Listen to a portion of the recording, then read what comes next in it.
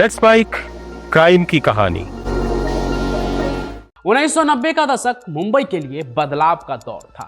उस वक्त शहर में गैंगवार, दिन दहाड़े, गोलियां, रंगदारी की कॉल्स और अंडरवर्ल्ड का वर्चस्व बढ़ चुका था। जैसे जैसे अंडरवर्ल्ड के गिरोह बढ़ रहे थे, वैसे वैसे शहर में पुलिस के इनकाउंटर स्पेशलिस्ट का भी उभार हो रहा था। ये मुंबई पुलिस से जुड़े ऐसे अधिकारी थे जो अपराधियों के खिलाफ खुलकर कार्रवाई करते थे और बिना किसी पूछताछ के उन्हें मार गिराते थे। जुर्म के दुनिया से अपराधियों को साफ किया करते थे। कुछ तो इतने मशहूर हो गए थे कि अंडरवर्ल्ड भी उससे डरता था। एक बार तो इनकाउंटर स्पेशलिस्ट से डरते हुए दाऊद का जो सबसे बड़ा दुश्मन था ना, अरुण गबली, वो भागते हुए मीडिया के पास पहुंचा और कहने लगा कि वो इनकाउंटर स्पेशलिस्ट मुझे मार देगा, मुझे गोलियों से मार देगा। Shoot first, ask questions later. These guys become kind of rock stars. They were in competition with each other, trying to score the biggest number of hits. यही वो दौर था जब मुंबई में कानून और अपराध के बीच में एक बेमेल युद्ध चल रहा था। वो समय बिल्कुल अलग था। मुंबई जो पहले बॉम्बे के नाम से जानी जाती थी, अब धीरे धीरे मुंबई बन रही थी। बदलाव की एक लहर आ गई थी। देखिए, मुंबई अंडरवर्ल्ड में कई गैंग थे, लेकिन सबसे ताकतवर दाऊद का डी कंपनी था, जिसने मुंबई के सबसे पुराने गैंग पठान को खत्म करके अंडरवर्ल्ड पर अपना कब्जा जमाया था। लेकिन इसके बाद भी कई गैंग आते और जाते रहे, लेकिन डी कंपनी के सामने जो दो सबसे बड़े गैंग टिके रहे वो थे अरुण गबली गैंग और बाद में छोटा राजन गैंग। इनके बीच खुली संघर्ष ऐसे बढ़ी कि शहर में खून की नदियां बहने लगी। फिर यहीं से शुरू हुआ अंडरवर्ल्ड वाले शहर में इनकाउंटर का खेल। इनकाउंटर करने वाले अफसरों के बीच जो सबसे चर्चित थे वो 83 के बैच के स्टूडेंट थे।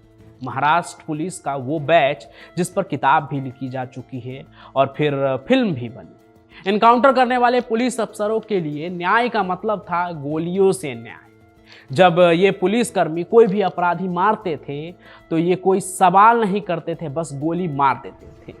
Shoot first, ask questions later. उनमें से कई पुलिस वालों का सीधा सीधा ये भी कहना होता था कि अगर पुलिस और अपराधी के बीच मुठभेड़ हुई और जान जाने की नौबत आई तो मरने वाला हमेशा वो अपराधी ही होगा, पुलिस वाला नहीं। ये पुलिस वाले अपने काम में इतने माहिर होते थे कि उन्हें सम्मान और डर से भरी इज्जत दोनों मिलते थे। ऊपर से उस समय ये पुलिसकर्मी गर्व से कहते भी थे कि उन्होंने कितने लोगों को इनकाउंटर में मार गिराया, खुलेआम वो मीडिया में कहते थे। इसी दौरान 1998 में एक गैंगवार ने मुंबई पुलिस को इनकाउंटर करने का खुला लाइसेंस दे दिया। नवंबर 1998 में छोटा राजन के गैंग के सदस्यों ने बांद्रा रेलवे स्टेशन पर दाऊद इब्राहिम के एक सहयोगी को मार डाला और इस गैंगवार में 2 बेकसूर लोगों की भी जान चली गई। इसके बाद उस समय की बीजेपी शिवसेना सरकार ने मुंबई पुलिस को अंडरवर्ल्ड के खिलाफ खुलकर कार्रवाई करने की पूरी छूट दे दी। उस समय मुंबई पुलिस के पास एक खास टीम थी जिसे बैच ऑफ 83 कहा जाता था, जिसके बारे में मैंने आपको बताया। ये बैच जो है महाराष्ट्र पुलिस अकादमी नासिक से था और इसमें प्रदीप शर्मा, विजय सालास्कर, प्रफुल्ल भोसले और दया नायक जैसे अफसर थे जो आगे चलकर इनकाउंटर स्पेशलिस्ट के नाम से जाने जाने लगे। ये पुलिसकर्मी अंडरवर्ल्ड के खिलाफ अपनी कार्रवाई में इतने माहिर हो गए थे कि उनका नाम पूरे शहर में खौफ का पर्याय बन चुका था। विजय सालास्कर, प्रदीप शर्मा, दया नायक और प्रफुल्ल भोसले जैसे पुलिस अफसर इस समय के हीरो बन गए थे। इन्हें अर्बन काउबॉयज के रूप में जाना जाता था। एक बार एक घटना के बारे में बताया जाता है कि गैंगस्टर से नेता बने अरुण गबली को विजय सालास्कर से इतना डर था कि वो चुनाव के दिन भी घर से बाहर नहीं निकलते थे। वो डरते थे कि सालास्कर उन्हें इनकाउंटर में मार सकते हैं। मुंबई पुलिस के इन इनकाउंटर स्पेशलिस्ट का एक नेटवर्क था जिनके पास शानदार इन्फॉर्मेंस होते थे। ये लोग उच्च अधिकारियों और ताकतवर लोगों से भी जुड़े होते थे। इसके अलावा आम लोग भी उनके क्विक जस्टिस से खुश रहते थे, क्योंकि अदालतों में मामलों की सुनवाई में सालों लग जाते थे। लेकिन इन इनकाउंटर स्पेशलिस्ट के हाथों से न्याय तुरंत मिल जाता था। इनकी कुख्याति इस हद तक बढ़ चुकी थी कि ये खुद अपने स्कोर कार्ड फ्लॉन्ट करते थे। प्रदीप शर्मा का दावा था कि उन्होंने 114 लोगों को मारा था, यानी कि एक पुलिस अफसर जिसने 100 से भी ज़्यादा अपराधियों को मार गिराया। जबकि विजय सालास्कर ने 75 से 80 लोगों का इनकाउंटर किया था। कुछ पुलिस वाले तो ये भी बताते थे कि कितने लोगों को मारे और रिपोर्ट्स में इसे गर्व से बताते थे। कुछ सीनियर आईपीएस अधिकारी एक दूसरे से मुकाबला करते थे और इन पुलिसकर्मियों ने इनकाउंटर के आंकड़े बढ़ाने के लिए छोटे अपराधी जैसे चैन स्नेचर्स को भी मार डाला था। कुल मिलाकर कहूँ तो जैसे किसी कॉरपोरेट कंपनी में एम्प्लॉय ऑफ द मंथ बनने की होड़ होती थी ना, वैसे ही ये आपस में compete किया करते थे इनकाउंटर के लिए।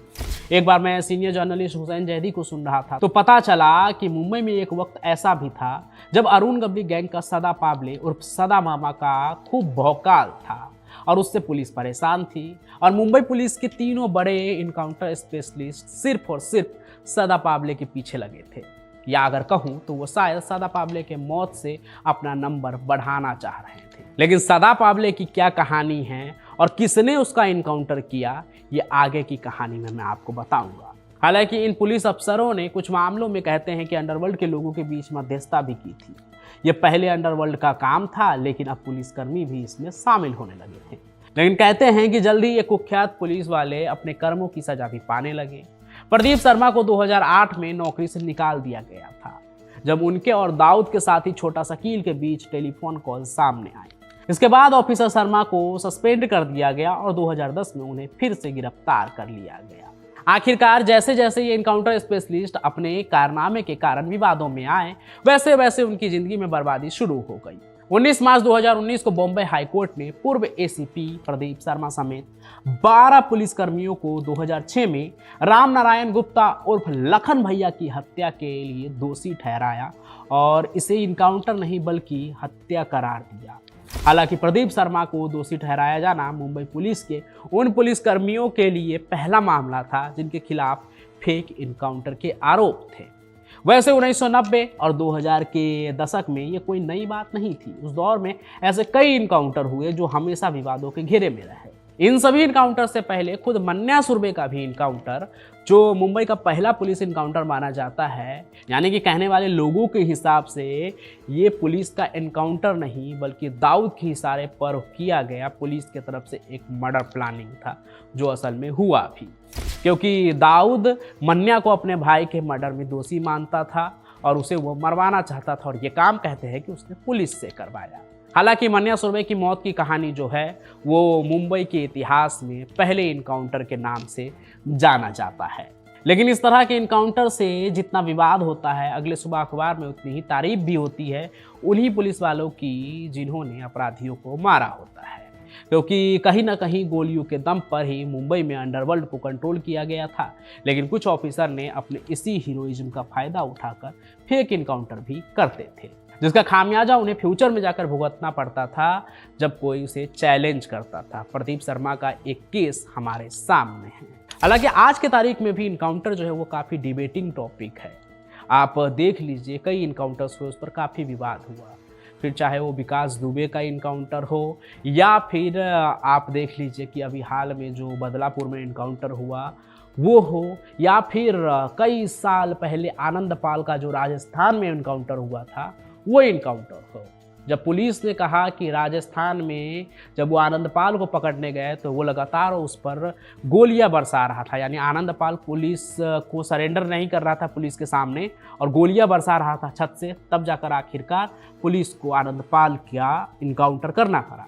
लेकिन अब जाकर इसी साल वो जो पूरा मामला था पलट गया और ये अदालत ने फैसला सुनाया कि आनंद पाल का इनकाउंटर नहीं बल्कि मर्डर हुआ था, क्योंकि आनंद पाल ने पुलिस के सामने सरेंडर कर दिया था। उसके बावजूद भी पुलिस ने उसे मारा पीटा, गाली दी और गोलियों से उसे मार दिया, यानी कि वो आनंद पाल को पकड़ सकते थे लेकिन उन्होंने आनंद पाल का इनकाउंटर करना ही सही समझा। हालांकि ये सब अदालत के मामले हैं, अदालत में ही पहले उसे इनकाउंटर माना गया, फिर बाद में माननीय अदालत का फैसला आया और उसे मर्डर कहा गया और ये सब कुछ सबूतों पर तय होता है। लेकिन फेक इनकाउंटर कैसे होता है और क्या होता है उससे जुड़ी ये कुछ कहानी थी। आप सुन रहे थे let's mind more than radio. Follow कीजिए हमें हमारे सोशल मीडिया प्लेटफॉर्म्स पर।